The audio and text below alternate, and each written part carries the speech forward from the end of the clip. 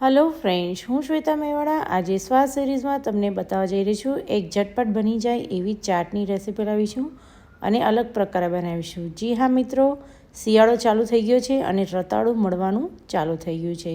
एकदम सरस गोळ आवुं एक मोटुं रताळुं लेवानुं छे। आपणे एनी अंदरथी चाट बनावीशुं। तो सौथी पहेला आवी रीते मोटुं रताळुंने बराबर लई अने धोई लेवानुं छे। रताळું થોડું ચીકાશ પડતું હોય છે, એટલે ખાસ કરીને જ્યારે તમે એને ધુઓ ત્યારબાદ એકદમ કોરું કરી લેવાનું અને આવી રીતે પેનમાં મૂકી તમારે એને સૌથી પહેલાં તળી લેવાનું છે। તો રતાળુંના આવા મોટા પીસ કરીશું અને મોટા પીસને તમારે થોડા ડ્રાય કરી લેવાના છે કાપીને, અને ત્યારબાદ જ આપણે એને થોડા આછા ગુલાબી રંગના થાય ત્યાં સુધી તળી લઈશું। અંદરથી એકદમ સોફ્ટ થઈ જશે, તમે જોઈ શકશો।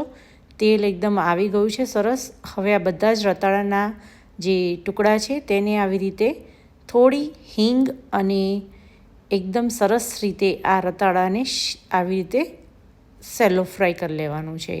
રતાળું એકદમ સરસ રીતે ચડશે તો જ તમને ચાટ ખાવાની ખૂબ જ મજા આવશે।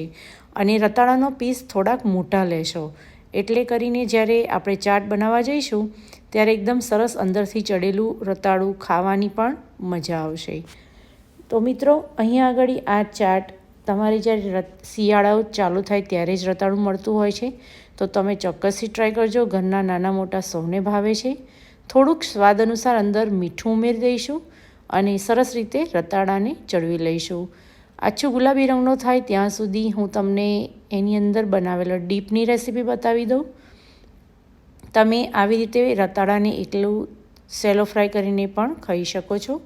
હવે મેરિનેશન કરવા માટે અહીંયા આગળ તમે જોઈ શકશો મીઠું લીધું છે, તજ પાવડર લીધો છે, સંચર પાવડર લીધો છે, થોડું મરી પાવડર લીધું છે। ત્યારબાદ અહીંયા આગળ મેં મેયોનીઝનો ઉપયોગ કર્યો છે, એકદમ નોર્મલવાળી મેયોનીઝ છે અને નથી આની અંદર કોઈ ફ્લેવર, સાદી મેયોનીઝ લઈશું। અને હંકડ એટલે કે થીજેલું દહીં લેવાનું છે।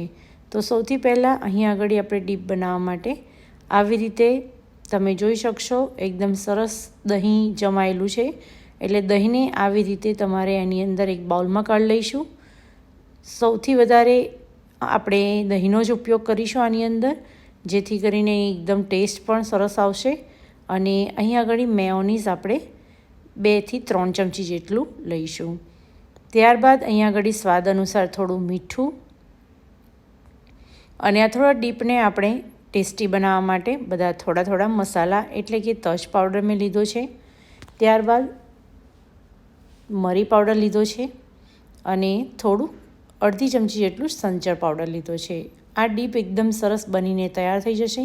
તો તમે એકલા આ રતાળું આવી રીતે સાંતળી અને આ ડીપની સાથે પણ તમે એકલું એન્જોય કરી શકો છો।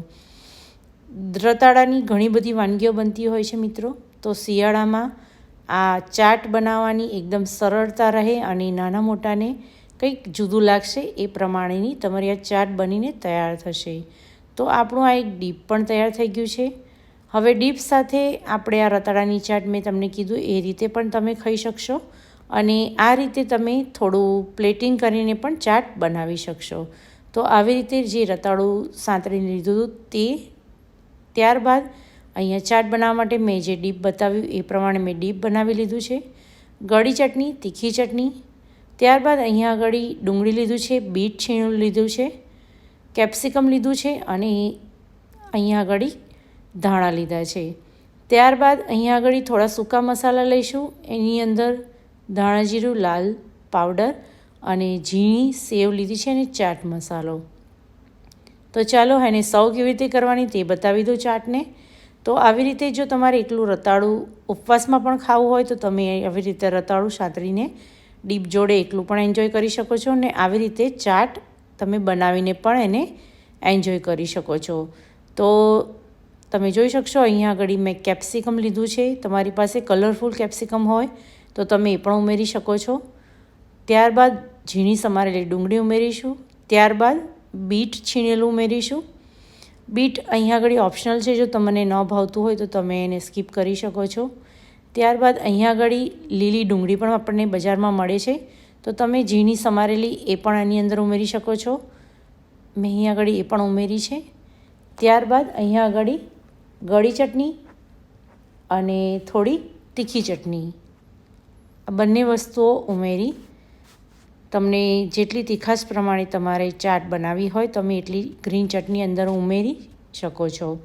ત્યારબાદ મેં તમને ડીપ જે આગળ બનાવીને બતાવ્યું તે ડીપને આની અંદર 2 ચમચી જેટલું કે 3 ચમચી જેટલું આવી રીતે ઉપરથી નાખી દઈશું અને આ ચાટની અંદર બરાબર રીતે મિક્સ કરવાનું છે, બરાબર રીતે હલાવી લેવાનું છે.